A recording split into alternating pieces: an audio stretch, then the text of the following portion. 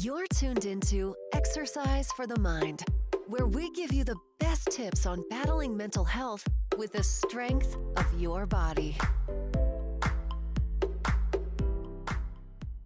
Hello, everyone. Welcome to Exercise for the Mind. I'm your host and the founder of this podcast, Raina Wall. Today, I will be guiding you through the realm of nutrition. So, to start us off, I did some research through Harvard Health, and a few things that I gained from this was the general concept, which is known to mostly everyone, is that your brain needs a constant supply of fuel. And this is because it's on 24/7. So your brain does not have an on-off button. When you're sleeping, it's functioning because you're dreaming and you're unconscious, but you're still there. So it's on when you're thinking, it's on when you're awake, it's on when you're doing pretty much everything. And that takes a lot of fuel, that takes a lot of energy.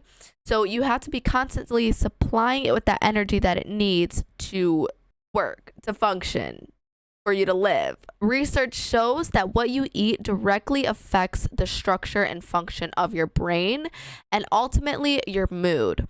So your brain and mental health performs best when you fuel with high quality foods. So what are high quality foods? High quality foods are generally whole foods, plant-based, anything that isn't deeply processed. Most of the diets that contain a lot of refined sugars and processed foods can actually damage your brain. These can cause inflammation, stress, depression, and it's all caused by what you eat. So your gastrointestinal tract is the main thing that kind of determines how you feel. And this is because 95% of serotonin, which is known as the happy hormone, is produced in the GI tract. The GI tract is from your mouth to your stomach. So it's what digests and transports the food for you. And it plays a big part in how you feel, meaning that food and what you put into your GI tract plays a big part in how you feel. So paying close attention to your moods before and after you eat can help you avoid these feelings of depression, stress, anxiety, sadness. It can help you avoid it because if you pay close attention to how you feel before you're going to eat, and then you eat something that may be processed, you'll notice that after you're going to feel sluggish, you're going to feel tired, you're not going to feel at your best. It's going to be like a trial and error kind of thing. So try to eat something that you generally eat and see, like, monitor how you feel before and monitor how you feel after. And that should be enough evidence to show you that you should shift what you eat from processed to unprocessed. Another tip is to try to eat clean for 2 to 3 weeks. So a lot of people use this route in a way of like smoothie cleanses, juice cleanses, eating things that you know aren't highly processed, you know are generally good for you, is going to be foods like the fruits and veggies, which a lot of people actually look down upon because of the high carbs, but realistically, carbs are where you get all of your energy. So carbs are the easiest to burn off, if anything. It's the saturated fats and trans fats that you're going to want to kind of move away from rather than carbs, because carbs are energy, carbs are fuel. So you're going to want to get some omega-3 rich food. So this is primarily fish, but if you don't have access or don't prefer to eat fish, you can find this vitamin in supplements. Nuts, seeds, and legumes are also a good way to get your protein. So this is where you're going to get most of your protein because you're cutting out a lot of the processed meats, which is almost all meat in a way. That is really what you're going to want to try to do, is just give it 2 to 3 weeks, try it out, see how you feel, because I can almost guarantee you that you're going to feel 10 times better, a lot different. So I definitely encourage you guys to try it out for 2 to 3 weeks.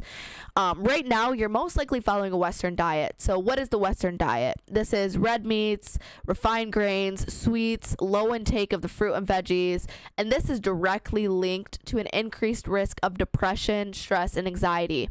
And the benefits of leaving that diet behind and moving towards this whole food, unprocessed, plant-based diet is going to be, you're going to have improved concentration and an attention span, and you're going to be thinking more clearly and alert. I know I can speak from experience, the fact that whenever I eat these refined grains, red meats, sweets, I feel sluggish after. If anything, I don't feel like I've gotten energy. If anything, I feel like I'm more tired, and I feel like the food is taking a bigger toll on me than my activity throughout the day, which your food is supposed to fuel you to keep doing your activity throughout the day. These benefits should be enough to almost incentivize you to try this at least, I would hope. And then how to really like fix, if you want to say, your nutrition or your fuel that you're using. I would highly suggest mindful eating. So mindful eating is not necessarily tracking, not necessarily counting anything, but just being aware of what you're putting in your body and really monitoring how you feel before, during, and after a meal, and basing your next meal off of that. Like if you felt good, if you felt bad, however you felt, base your next meal off that. And then you begin to build this pattern of feeling good and eating these same foods that make you feel good.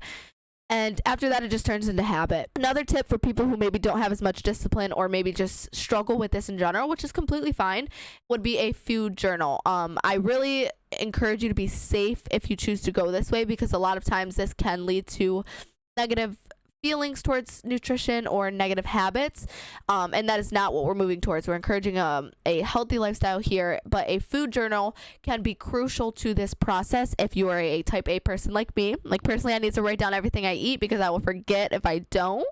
And then you can really just write down like what you ate. It doesn't matter how many calories, it doesn't matter about that. It's just about what you ate. What is it that you ate? Is it nutritional? Is it nutritionally dense?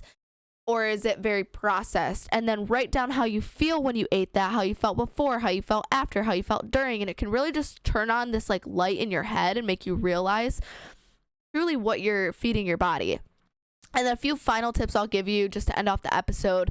Stay away from processed. I know I said it like 20 times, so I hope you got the message by now, but stay away from highly processed foods, which is hard in America because most of our foods are processed, but really just staying away from these foods are going to be better in the long run for your health. And then when you're going grocery shopping, make your list before. So have your list planned out, whatever you're eating, and have it planned for the week, your meal by meal, every single ingredient you need to make that meal, because this will benefit you and keep you away from fast foods. This will keep you away from those last minute spurs. If you already have a food plan packed and ready to go, you won't necessarily opt for the McDonald's or the fast food restaurant to your right on your way to work.